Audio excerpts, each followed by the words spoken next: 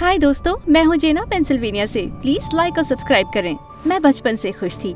मेरे पापा मार्केटिंग में काम करते थे और मम्मी टीचर थी। हमारा एक बड़ा सुंदर सा घर था, व्हाइट पिकेट फेंस थी और एक कुत्ता भी था बिस्किट नाम का। मेरे बर्थडे पर हमेशा बड़ी पार्टी होती और गर्मी की छुट्टियाँ हम लेक हाउस पर बिताते थे।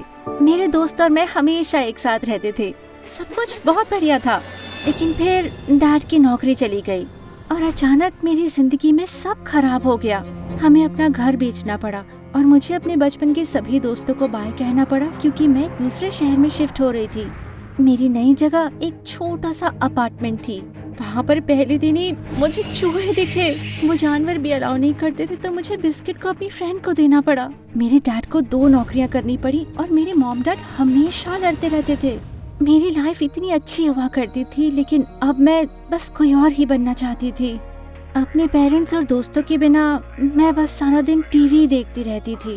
टीवी में तो सबकी लाइफ परफेक्ट लगती थी, बड़ी बड़ी अपार्टमेंट, महंगी ड्रेसेस और एकदम फन पार्टी लाइफ। और उन सब में एक और बात कॉमन थी, वो सब के सब न्यूयॉर्क शिफ्ट हुए थे अपनी लाइफ को बेहतर बनाने के लिए।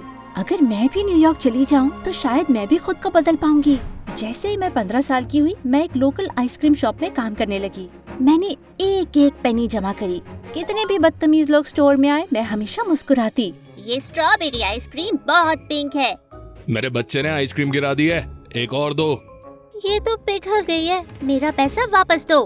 फर्क नहीं पड़ता वो मुझसे क्या कहते थे, मुझे तो बस न्यूयॉर्क जाने के लिए पैसे जमा करने थे। धीरे धीरे मेरी सेविंग्स बढ़ने लगी थी। 16 साल के होने तक इतने पैसे जमा हो गए कि एक वीकेंड न्यूयॉर्क में बिता सकूं।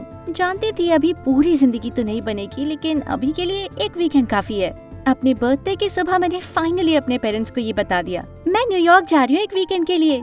न्यूयॉर्क? ये तो बहुत महंगा है बेटा, हम पैसे नहीं दे सकते। मेरे पास है ना आइसक्रीम शॉप के पैसे। ठीक है, पर हमें रोज फोन करना, ओके? हाँ कर दूंगी। उन्होंने मुझे ट्रेन स्टेशन छोड़ा और मैं चल पड़ी। अकेले ट्रैवल करने के लिए मैं इतनी एक्साइटेड थी और ये जानती थी कि एक वीकेंड के लिए मैं जो चाहे वो बन सकती थी। न्यूयॉर्क कितना एक्साइटिंग था, मैं चाहे जहाँ जाऊँ, जो चाहे करूँ।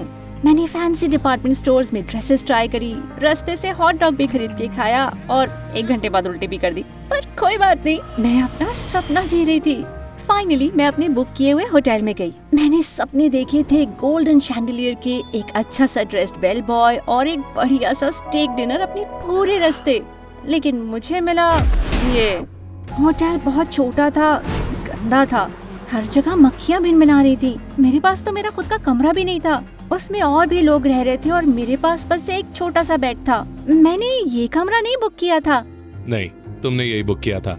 न्यूयॉर्क में स्वागत है। मैंने नहीं सोचा था कि मेरी न्यूयॉर्क की ट्रिप ऐसी होगी, पर मेरे पास इतने ही पैसे थे। मेरे सपनों के शहर में भी मैं वही लड़की थी, मेरी जिंदगी बिल्कुल नहीं बदली थी। अचानक न्यूयॉर्क उतना अच्छा नहीं लग रहा था। ये बदबूदार था, गंदा था और बहुत ज्यादा लोग थे यहाँ। ए, देख के चला कर। तुम क्या देख रही हो? कुछ नहीं, मैं बस। हे! किसी ने मुझे धक्का दिया और मैं लगभग नीचे गिर गई थी। मैंने खड़ी होकर देखा तो उसने मेरा वॉलेट चुरा लिया था। मैं चोर के पीछे भागी, लेकिन कुछ मिनट के बाद वो चला गया था। अब तो मेरे पास कुछ नहीं था। ये बहुत ज्यादा हो रहा था। लोग कितने खराब थे यहाँ। मैं सड़क के बीचों बीच बैठकर जोर जोर से रोने लगी और सब मुझे देखने लगे। सच में मुझे इतनी शर्म आ रही थी। फाइनली मैंने डिसाइड किया कि मैं पास की बिल्डिंग में घुस जाती हूँ ताकि इन सब लोगों से दूर जा सकूं। वाह, ये था मेरे सपनों का होटल। बड़ा सा गोल्डन शैंडलियर, बढ़िया सा ड्रेस्ड बेल बॉय, अमीर लड़कियां अच्छी ड्रेसेस पहनकर शैंपेन पीते हुए। ये बनना चाहती थी मैं अपने ख्यालों में इतना खोई हुई थी कि किसी से सीधा जाकर टकरा गई। आओ! ओलेना। हैं? ये मेरा नाम नहीं था। शायद इसने मुझे कोई और ही समझ लिया है। कहाँ थी तुम? बिना किसी को बताए ऐसे नहीं जा सकती। अरे तुम कौन हो? मैं स्टेफान हूँ। तुम्हारे पेरेंट्स ने मुझे भेजा तुम्हारी सुरक्षा के लिए। मुझे बिना बताए होटल से नहीं जा सकती तुम। चलो अपने रूम में वापस चलो। मेरा कमरा जिसमें बहुत सारे लोग और ढेर सारे चूहे भी हैं। घर के अलावा मैं बस वहाँ और नहीं जाना चाहती थी। मैं तो भाग ही गई थी। फिर मैंने नोटिस किया कि स्टेफान मुझे बिल्डिंग के बाहर नहीं ले जा रहा था, बल्कि वो तो मुझे होटल के अंदर ले जा रहा था। मैं तो हैरान रह गई जब मैंने देखा एक पूरा सोने से बना एलिवेटर खुला। वो इतनी तेजी से ऊपर बढ़ा कि मुझे तो लगभग चक्कर से ही आने लगे थे। ऐसा लग रहा था जैसे हम उड़ रहे हो। एलिवेटर के दरवाजे सीधा होटल रूम के अंदर खुले। नहीं, होटल का कमरा नहीं, एक पेंट हाउस। ये मेरा कमरा है। जानता हूँ ज्यादा बड़ा नहीं है, पर अभी के लिए काम चलाना होगा। और हाँ, अगर जाना चाहो तो मुझे बता दो। तुम्हारे डैड बस चाहते हैं तुम ठीक रहो। ज्यादा बड़ा नहीं है, ये तो महल था। स्टेफान चला गया और पूरा कमरा मेरा था। बाथरूम पूरा मार्बल का बना था और उसमें एक हॉट टब भी था। टीवी तो बहुत बड़ा था, मुझसे भी ज्यादा। और यहाँ इतने सारे शैंडिलियर्स थे, मैं तो गिन भी नहीं पा रही थी। यहाँ तक कि बिस्तर भी शानदार था, इतना लंबा, इतना मखमली, मैं तो चढ़ भी नहीं पा रही थी। इतना अच्छा होटल रूम आखिर था किसका? मैं जानती हूँ मुझे उसे बता देना चाहिए था कि मैं एलिना नहीं हूँ और मैं यहाँ बिलोंग नहीं करती हूँ, लेकिन फिर मैंने इसी चीज के तो सपने देखे थे। मेरे पेट में गुड़गुड़ होने लगी, तो मैंने सोचा चलो इसके बारे में बाद में सोचते हैं, पहले थोड़ी पेट पूजा हो जाए। रूम की मिनी फ्रिज में मैं गई, मैंने स्नैक्स खाए, सोडा पिया, यहाँ तक कि रूम सर्विस भी ऑर्डर कर ली। खा पी के मेरा पेट इतना फूल गया कि लगभग गिरने ही लगी थी। जिंदगी इतनी अच्छी कभी नहीं थी। मेरा फोन बजा और देखा मेरे पेरेंट्स कॉल कर रहे हैं और मुझे याद आ गई वो लड़ाइयाँ, वो चूहे और बिस्किट को खोना। मैंने फोन काट दिया और डिसाइड किया कि मैं वापस कभी नहीं जाऊंगी। मैं न्यूयॉर्क में रहकर अपनी जिंदगी शुरू करूंगी, चाहे मुझे इस लड़की एलेना की जिंदगी ही क्यों न लेनी पड़ जाए। मैंने आसपास देखा तो उसकी डायरी और लैपटॉप दिखा। मैंने लैपटॉप खोला और क्या ये मैं थी? अचानक मुझे एहसास हुआ कि वो कौन थी।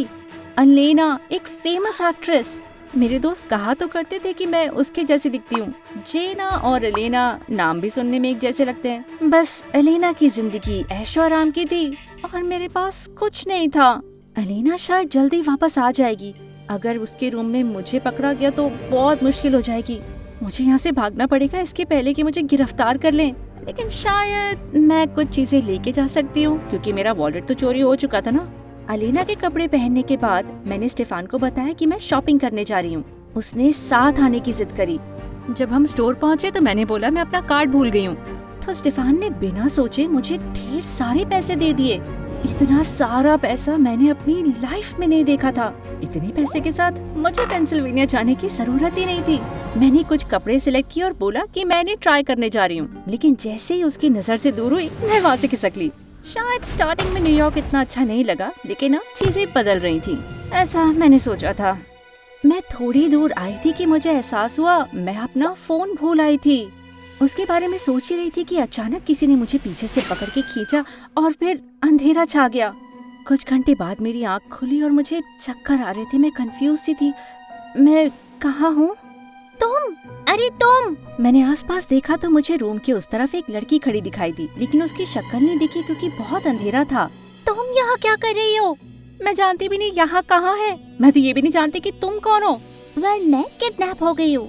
ऐसा बहुत होता है ना मेरे जैसे लोगों के साथ, पर मुझे समझ नहीं आ रहा है कि तुम यहाँ पर क्यों हो। मैं कभी किसी और के साथ किडनैप नहीं हुई। ओह माय गॉड, क्या तुम किडनैपर्स के साथ मिली हो? वो अंधेरे से बाहर आई और मैंने देखा एलेना। वो मैं हूँ। और ये बताओ तुम कौन हो? मैं जेना हूँ। जेना, तुम जानी पहचानी लगती हो, पर मैं तुमसे किसी पार्टी या बॉल में तो नहीं मिली थी। एक जैसे दिखते हैं। बड़ा, मैं तो कभी नहीं निकलूंगी ऐसे बाल बना के घर से, और इतना घटिया सा आउटफिट तो मैं कभी ना पहनूं। घटिया? ये तुम्हारे कपड़े हैं। ओह माय गॉड, वो तो है। तुम मेरे कपड़े चुरा रही हो क्या? नहीं, मेरा मतलब थोड़ा सा। क्या तुम किडनैपर्स के साथ मिली हुई हो? नहीं, स्टेफान को लगा मैं तुम हूँ। यकीन नहीं होता, उसने मुझे तुमसे कंफ्यूज किया। कितना बेवकूफ है। मुझे गुस्सा आने लगा था। ये लड़की कितनी बदतमीज थी। हमारे पास अभी बड़ी प्रॉब्लम है। तुम होती होगी आए दिन किडनैप, लेकिन मैं पहली बार हुई हूँ। मैं यहाँ से भागूंगी, चाहे तुम आओ या ना आओ। तो बताओ, तुम साथ दोगी? काफी देर तक एलेना मुझे घूरती रही। ठीक है, सिर्फ अगर मुझे स्टेफान पे चिल्लाने मिले। हम दोनों ने बैठकर एक प्लान बनाया।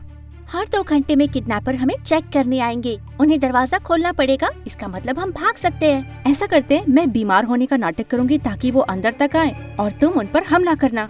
मैं एक्ट्रेस हूँ, तुम उन्हें मारना। फाइन, ठीक है। फिर क्या? हमें किसी को अपना पता देना होगा। और वो कैसे करेंगे हम? एक फोन चुराना पड़ेगा। अचानक हमारी प्लानिंग रुक गई जब हमें दरवाजे के बाहर कुछ आवाजें सुनाई दी। हम दरवाजे के पास सुनने गए। क्या कह रहे हैं वो? उन्हें पता नहीं है कि हम दोनों में से फेमस कौन है, इसीलिए उन्होंने हम दोनों को किडनैप कर लिया। हमारे पास अब ज्यादा समय नहीं है। एक बार वो पता कर लेंगे कि असली एलेना कौन है तो पता नहीं वो क्या करेंगे। प्रोबेबली सोच रहे होंगे कि वो इतनी डम्प कैसे हो सकते हैं कि उन्होंने तुमको मुझसे कंफ्यूज किया। मुझे बुरा लगता है, पता है। ओह सॉरी, मेरी लोगों से बनती नहीं है। ज्यादातर लोग या तो मेरा पैसा चाहते हैं या मेरे साथ फोटो। सिवाय मेरे बॉडीगार्ड के कोई मुझसे बात नहीं करता। ये तो काफी बुरा है। I am sorry. मैंने एलेना को गले लगाया और उसकी आंखें भर आईं। जानती हो, मुझे ज्यादा अच्छा लगता था जब हमारे पास पैसा नहीं था। सच में? हाँ, मेरे पापा मेरी परवाह नहीं करते, इसलिए तो मैं बार बार खुद को किडनैप होने देती हूँ। मेरे डैड तो सारा टाइम काम या मेरी मॉम से झगड़ा करते हैं। मुझे नहीं लगता ये सेम है। वो तुमसे प्यार करते हैं ना? हाँ। मेरे डैड को तो मेरा बर्थडे भी याद नहीं है। एलेना बहुत दुखी लग रही थी और मुझे भी बुरा लगा कि मैंने पहले अपने पेरेंट्स का कॉल नहीं उठाया था। मैं जानती थी कि एलेना अपने डैड के कॉल के लिए कुछ भी करेगी। अचानक हमें हॉलवे में फुटस्टेप सुनाई दिए।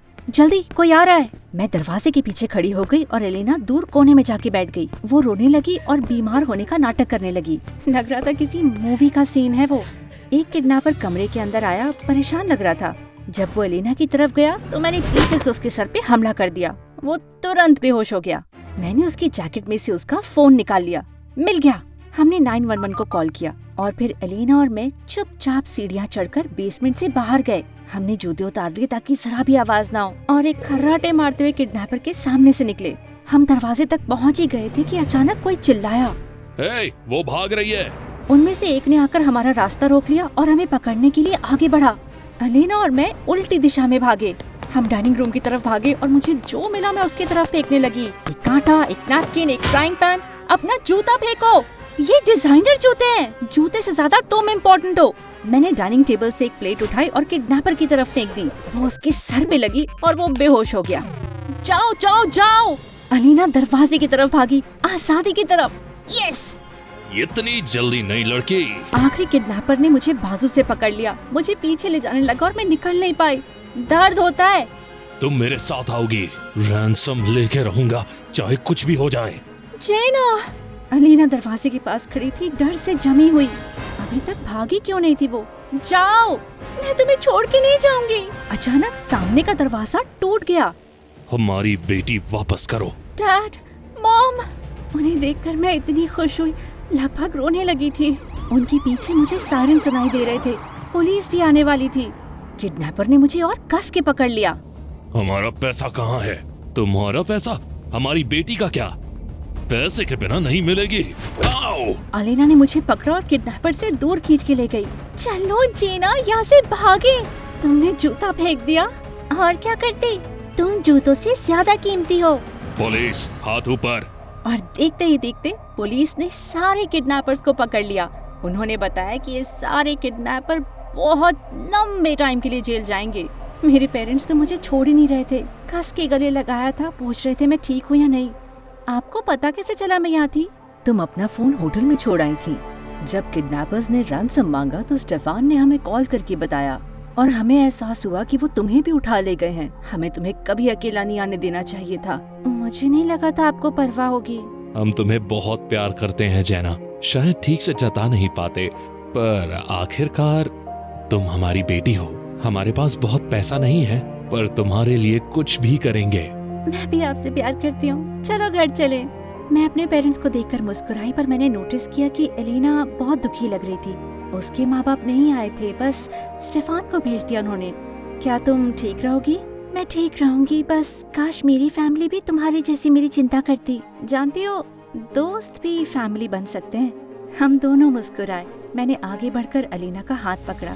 मुझे पेंसिल्वेनिया में मिलने आओगी? पेंसिल्वेनिया? मैं जरूर आऊंगी।